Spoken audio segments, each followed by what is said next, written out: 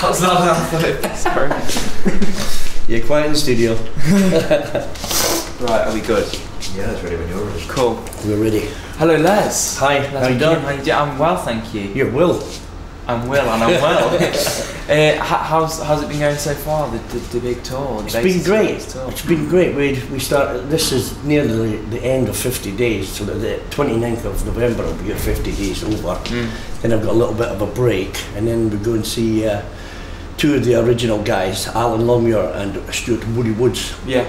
And start a reunion Christmas show. Okay. Which it consists of 7 gigs, starting in Manchester, then the Hydro in Glasgow, then Cardiff, an overnight drive to Cardiff, then London, Wolverhampton, Blackpool, and then Newcastle. Okay, so and that's over the Christmas period? That's right. Between the 10th and the 17th of December, and then hopefully I'll have Christmas off. Fingers crossed. So the tour's gone well so far then? Yeah, really good. So 50 dates you've done? Yeah. So and it was your birthday yesterday, It was, yeah. And you're in Blackburn celebrating that. Yeah. How is it when you're on stage and you've got all these people that have come along to sing these songs? I mean, it must be something sensational because they're huge songs, hugely known. Yeah. What is it like to stand on stage? Because it's one thing to have your songs sang back to you. Yeah. But you know, to just have so much endurance from fans, what is that like? It's sort of brilliant. Yeah. You know, when you're young and you're having these hits and you're hoping they're going to be hits and you're on top of the pops and all that kind of stuff, and you're just having a laugh. You're 18 years old and there's all these girls, you know, want to do all sorts of things with you. Yeah.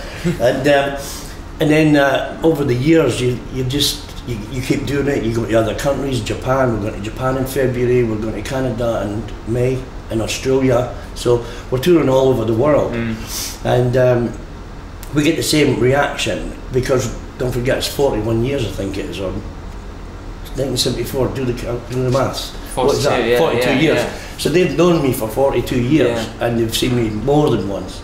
And there is a kind of nice little relationship going on there. You know, I'm their pop star, and they're my fans, and we need each other to really make the gig happen. You know, and of course, don't forget there were always all these young ladies were young and impressionable back then. You know, and they were going through changes. They were young. We were the boyfriend that they could never have. You know, up in the bedroom wall and all that kind of stuff.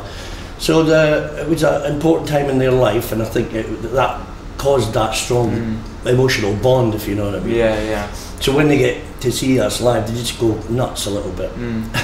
Well, I guess it's like looking over their lives, isn't it, really, because of all the things they loved. You know, I guess it's like if you read a magazine that you used to read as a kid. But yeah, I get what you're saying.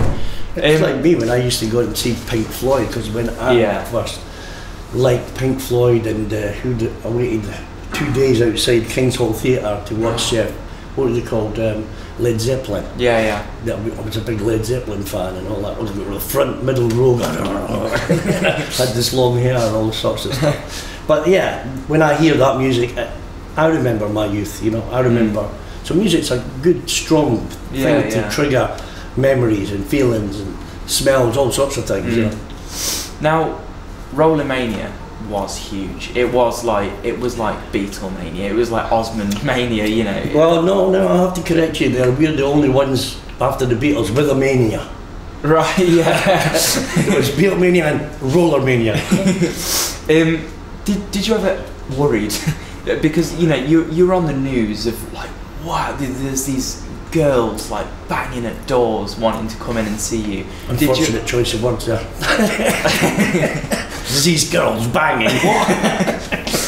Did that ever sort of like? Did you ever get a bit sort of worried about that? It was a steep learning curve, that's for sure. Right. But you know, we had seen. I'd seen that kind of reaction. I went to lots of concerts. You know, we went to see David Bowie's, and all the kind of fans were going crazy like that. So, kind of like, it was almost like expected somehow that was part of, you know, your initiation period, or whatever, you know, your apprenticeship.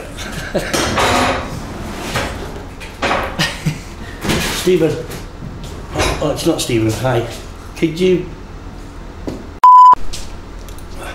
Right, and action. So the mania. Anyway, so yeah, you were expecting that then. Where that kind of came as a package. We kind of thought that would be the likely outcome of you having a hit song, you know, because you saw it happening with all the other bands. Didn't quite foresee it becoming such a mania, if you know what I mean. It was got really intense. We started off, there was no barricades or anything like that, and then people started to grab us and all sorts of things. Then there was a barricade, then the barricade moved back, then there was 2 bouncers, then there was 4 bouncers. And it got really hyped up from the press as well, because they would report it, because it was a phenomenon. You know, they would love to come along, take pictures of girls fainting and all this kind of stuff. Roller Mania does it again and all this kind of stuff. They're at it again. You know, are they a danger to our youth? All that kind of stuff. There was questions asked in Parliament about whether or not we should be allowed to tour in this country.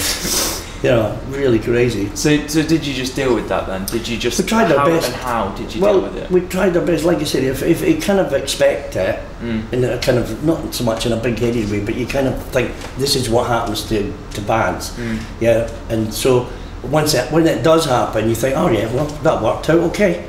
And then it gets really crazy, and you start to think someone might get hurt, you know. So, yeah, we tried to sort of just escape all the time. So just not put ourselves in the danger zone. Of course. Come off stage and beat it right away, sort of thing. And so, is there still some of that now? Because as you say, I mean, some of these sort of people must still go. Yeah, they do. I mean, like last night there was a lot of grabbing off bits of me last night. It was a special night because it was my birthday. I think they were all a little bit, you know. But it was great. It was great. Every last one of them was brilliant last night. It was really good. And I hung about outside for about 45 minutes, just because I was really tired, and I thought. Then they put on a party for me. The theatre put on a party for me, and I hired a DJ and all that kind of stuff. And I said, "Where is it?" "Well, it's in there." So I walked in there, and there was all loads of fans from the thing. So they grabbed me and take pictures and all, and get pulled left, right, and centre. And but it's all good fun. You know, it was good. Now, what do you think to modern pop music? What do you kind of look at it and kind of think, oh, you know, that wasn't like kind of, you know, our days or what? But what do you think to it? I mean, it's difficult to say really, because I'm not young anymore. So yeah, it's difficult to say. I mean, that you hear the songs on the radio and they're real catchy tunes, and so if I was doing it again, if I was a young guy, I would probably want to be singing those kinds of songs. Yeah, of course. They seem to work for One Direction and all that stuff. And are they still famous? They've broken up now, but yeah, they're still huge. I'm a wee bit behind times. And the next one, you know, there'll be another sort of boy band around, and probably another girl band.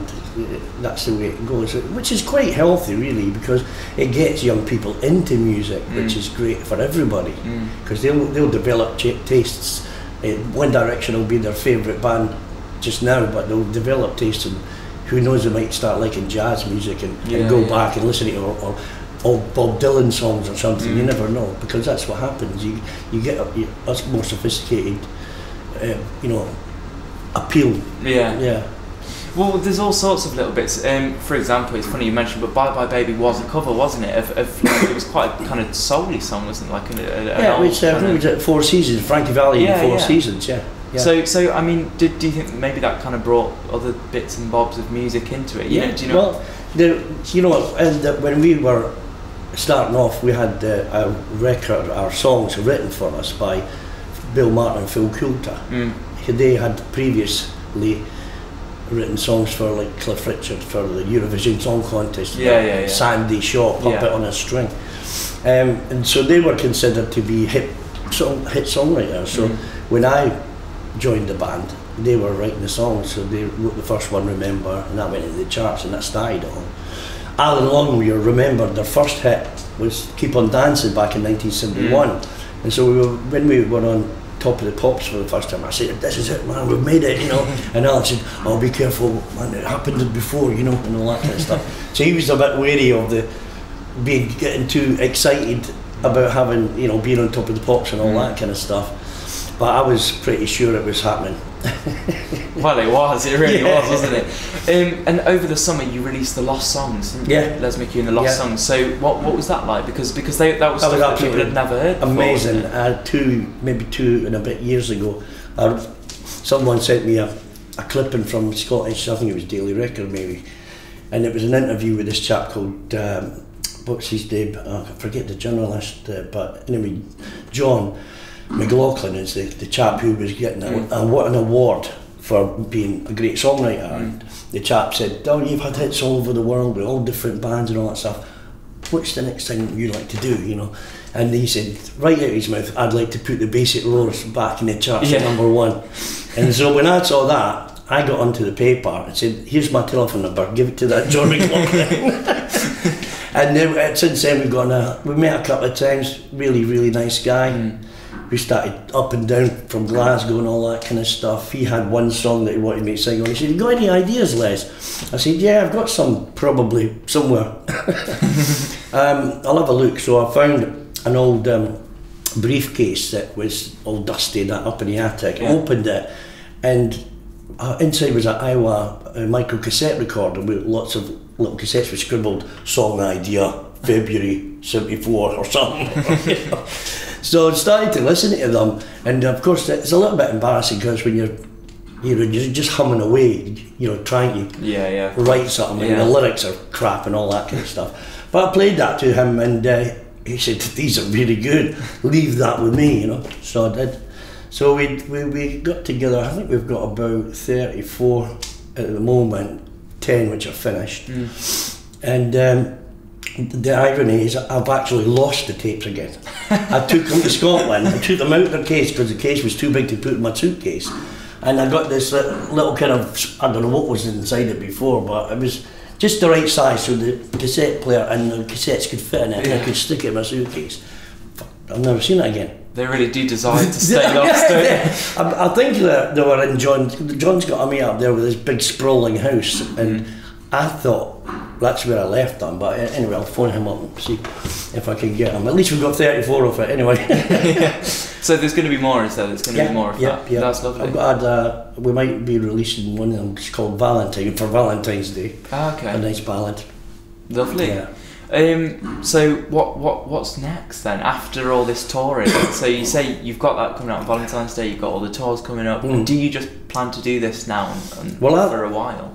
I look after myself and the band and plan everything, book hotels, book the PA, so I'm kind of promoting myself, or what traditionally a promoter would do is put the money up front, So that's what I do. I like doing that. It keeps me busy, keeps me away from the pubs and stuff like that. Yeah. So that's good. But then other people are doing the reunion tour, which I find very stressful for me because I don't know all the details about what's going on. Right, yeah. So I get a little bit peed off because, you find out things and you've already made up in your mind what you're going to do. Yeah, I know what I'm going to do. Yeah. I bought the ticket to Manchester and I've bought a ticket back from Newcastle. That's all I know that I'm definitely going to do.